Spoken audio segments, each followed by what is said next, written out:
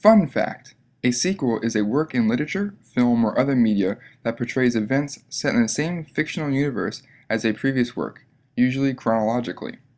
The origin of the sequel as we think of it today developed from the novella and romance traditions in a slow process that culminated towards the end of the 17th century.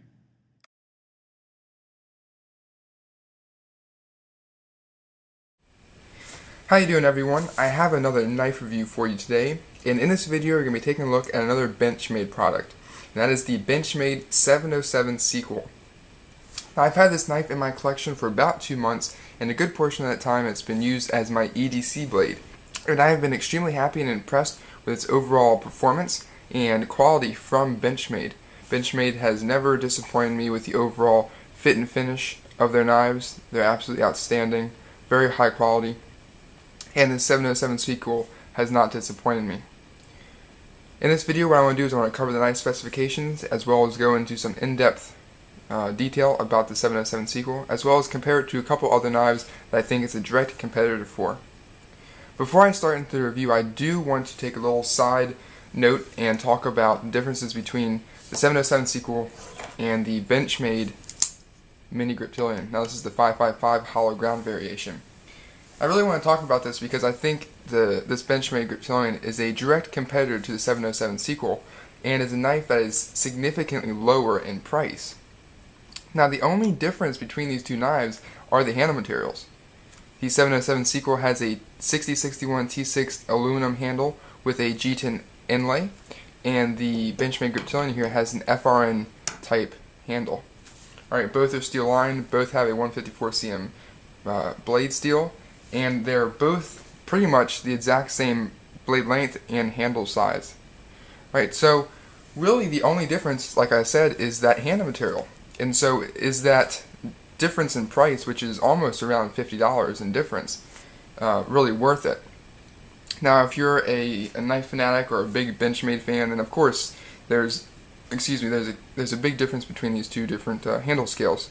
But if you're just an everyday user, someone who wants a knife that's going to perform well and just work day in and day out, there really isn't that much of a difference. So I just want to throw it out there, just something to consider. Both knives are outstanding. I love the 707 sequel. I think that aluminum handle scale really gives it a different kind of feel and look to the knife itself.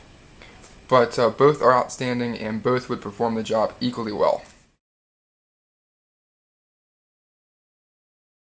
So now to talk about the 707 sequel in more detail.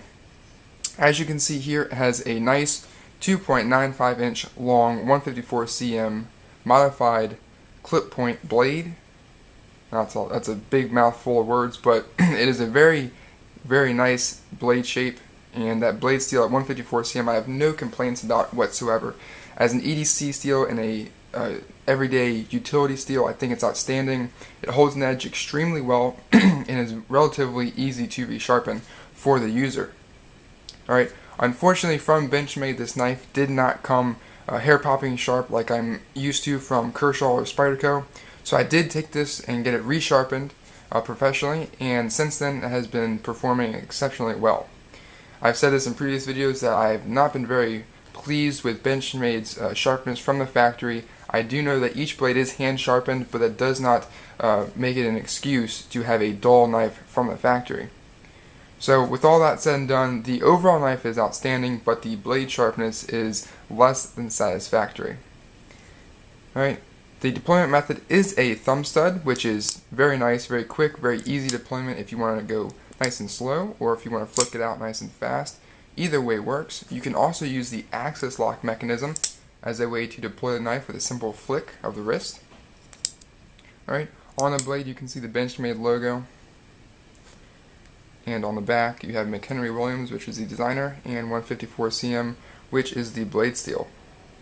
Alright, if you move on down the knife, you have the 6061 T6 aluminum handle with the G10 inlay. Very handsome handle and extremely ergonomic and comfortable. When using this knife, it's just a joy to hold in your hand and actually use. Very comfortable and very easy to manipulate. Now, the G10 inlays, in my opinion, are more of an aesthetic look for the knife instead of a functional aspect. It does provide a slight amount of grip, but nothing comparable to, say, the G10 on a Spyderco Paramilitary or the Spyderco Tenacious. Just a very different feel. It's almost like a smooth, kind of subdued G10, if you will. Now, the one aspect of the G10 that I do like is it does provide a little bit of grip for when you put it on your pocket. Because of the way the pocket clip is positioned, the G10 is directly under it, and when putting it in your pocket, it does provide a little bit of grip in order to secure it nicely on your pocket with the pocket clip. Alright, on the back here you can see I do have the pocket clip oriented for right hand side tip up configuration. You can swap that over for left hand carry, but only in the tip up configuration, not tip down. Okay, this is using Benchmade's Axis Lock. Outstanding locking mechanism. I haven't had any problems with it. It always has a very nice and solid lockup. No blade play up and down or side to side.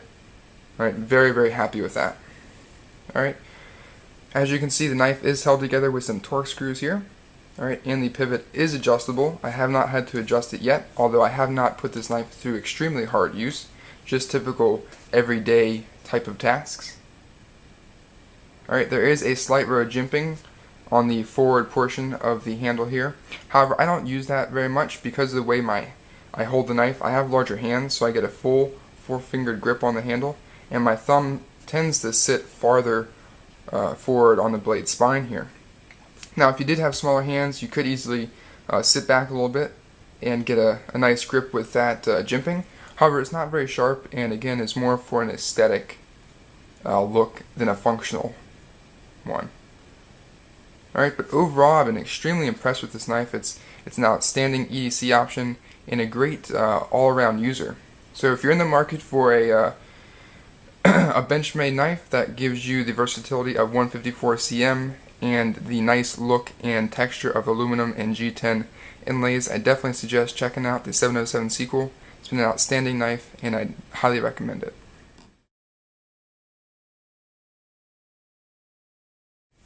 Alright, now I want to go through a size comparison for the Benchmade 707 sequel, just to compare it to a couple of the knives I think give it a run for its money.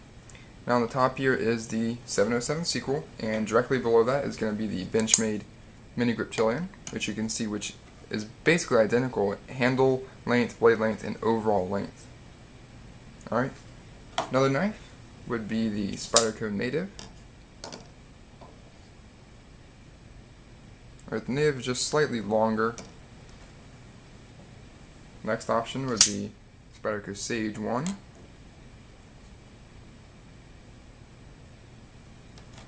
Alright, and finally the Spyderco Delica. Alright, so that's just been a quick size comparison with a couple other knives for the Benchmade 707 sequel. Now for one final size comparison with a couple of other items.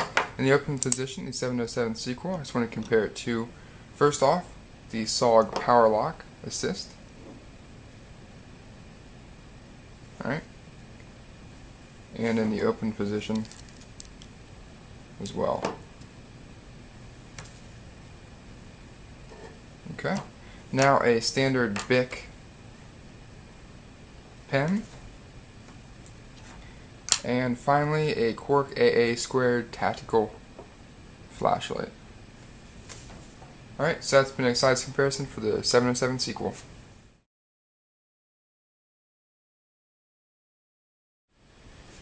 Now for the cardboard cut test on the 707 sequel.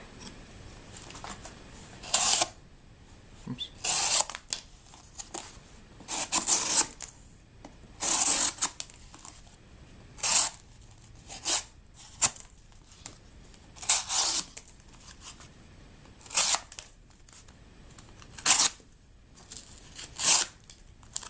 Right through it like butter.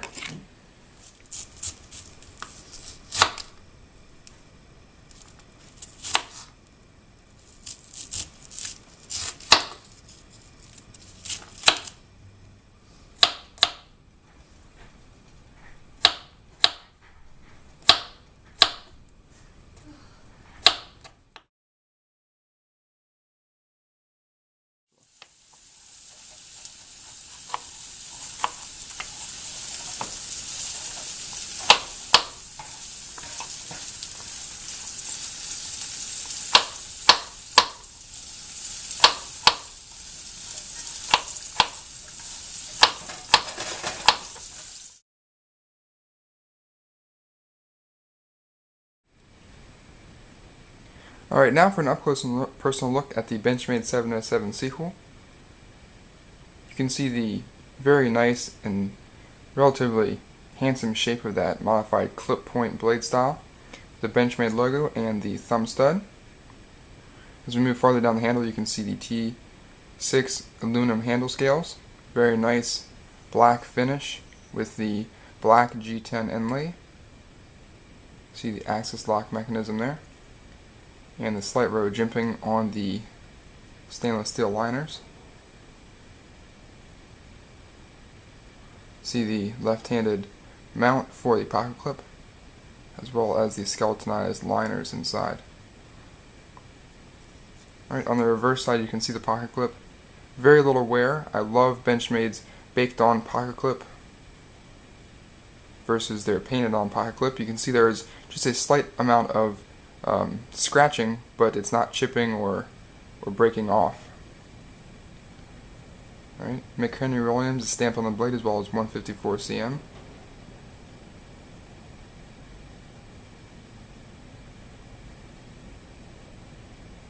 And just a little bit more jimping on the finger choil of the knife. Alright, so that's been an up close and personal look at the Benchmade 707 sequel.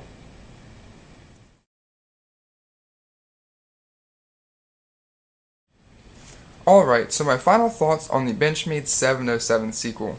I think it's a fantastic EDC knife, an outstanding utility folder, and an overall wonderful knife.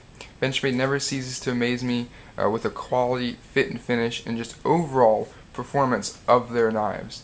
And the 707 sequel does not disappoint in any of those aspects. The overall blade length, overall handle length fits perfectly into my medium EDC size option. Thumb studs are very easy and quick to deploy the blade. Right, axis lock is an outstanding feature, very tight, solid lockup, and easy to close one-handed. The aluminum handle scales with the G10 inlay really add something different to this knife, both in the feel in the hand as well as the overall look. It's just an outstanding folder and something I would highly recommend to anyone that's looking for an outstanding everyday carry knife. I do want to mention just briefly the differences again between the Benchmade Mini Griptilian and the 707 sequel. Really the only thing is the handle material. So if you're in the market for something else a little bit I guess dressier, you could say, than the Benchmade Mini Griptilian, definitely check out the 707 sequel, but performance wise they're identical. Alright, so if you like the performance of the Mini Griptilian, you like the look, but just want something a little bit classier, I guess, go with the 707 sequel. I really appreciate everyone watching. I hope to see you next time, and thanks for tuning in.